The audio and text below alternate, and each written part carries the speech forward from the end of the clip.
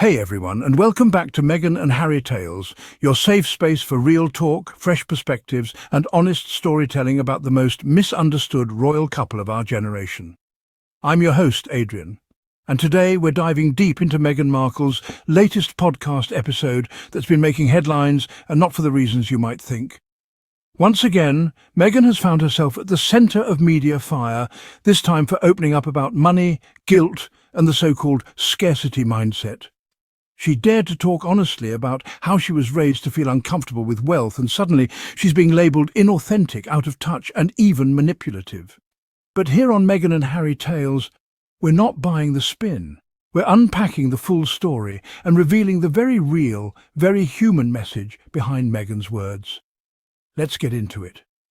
So what exactly did Meghan say that's got everyone so riled up?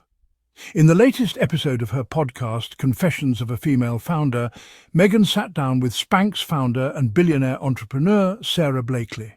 The conversation was candid, refreshing, and deeply introspective. Meghan spoke about something so many of us can relate to, the feeling of guilt around money and success. She said, and I quote, "I had this guilt mentality surrounding having a lot, that mentality of feeling bad about wanting more or having more." Now let's pause for a second. Meghan is talking about guilt. She's not flaunting her wealth or playing the victim. She's sharing how, from a young age, she was conditioned to believe that having money somehow made her less worthy or less grounded. This is a sentiment many people from modest backgrounds, especially women, can resonate with. But instead of allowing space for vulnerability, critics immediately jumped in to attack her motives. Enter Doug Eldridge, a branding expert who told Fox News that Meghan's comments were nothing more than a cynical tactic to appear relatable. According to Eldridge, you can't fake authenticity. You either have it or you don't. This has been an ongoing struggle for her. He called the entire conversation terribly inauthentic, accused Meghan of using a perpetual victim card, and even went so far as to say her efforts had backfired. Now, here's the thing. Meghan wasn't talking about being a victim. She was talking about growth. She was talking about mindset. And yet, somehow, the media twisted this into another attempt to make her look manipulative or disingenuous. Is it just me? Or is Meghan damned if she does and damned if she doesn't? Let's really take a moment to understand what Meghan meant by the scarcity mindset. She described it as a kind of mental humidity, invisible, yet inescapable. It's the feeling that no matter how much you achieve, it's never enough, that you are never enough. This isn't just rich people guilt. It's a very real psychological struggle that affects millions of people, especially women and minorities. Meghan, a biracial woman who fought her way to success in Hollywood and then into the British royal family, understands this pressure firsthand. She's had to work twice as hard for half the credit, and now even her most vulnerable admissions are being used against her. Why are we so quick to doubt a woman who's already proven that she's more than a tabloid headline? Let's be honest, if Meghan had said nothing, she would have been called cold and distant. But because she did open up, she's being accused of faking it. So, which is it? This isn't about authenticity, it's about a deeply ingrained bias. Meghan could recite the dictionary and someone would find a way to spin it. Let's remember, we've seen other public figures, men especially, talk about financial guilt, success anxiety and imposter syndrome, and they're praised for being brave, relatable and inspiring. But when Meghan shares those same feelings, she's called calculated. It's clear there's a double standard at play.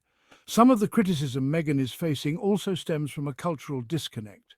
In America, vulnerability is often seen as strength. We want our celebrities and public figures to be real, raw and reflective.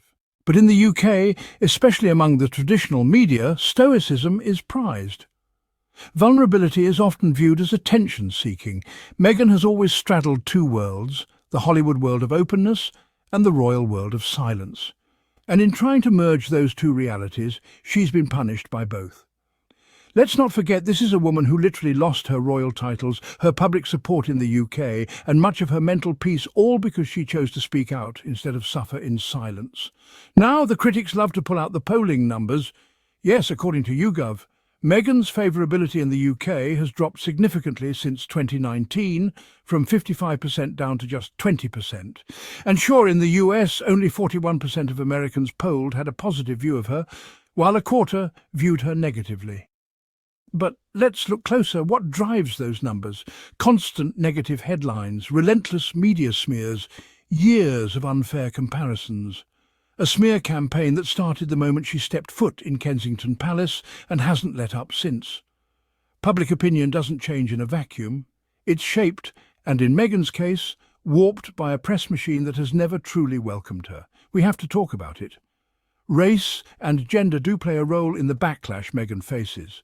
When a successful woman, particularly a woman of colour, expresses complexity, she's often vilified. If she cries, she's manipulative.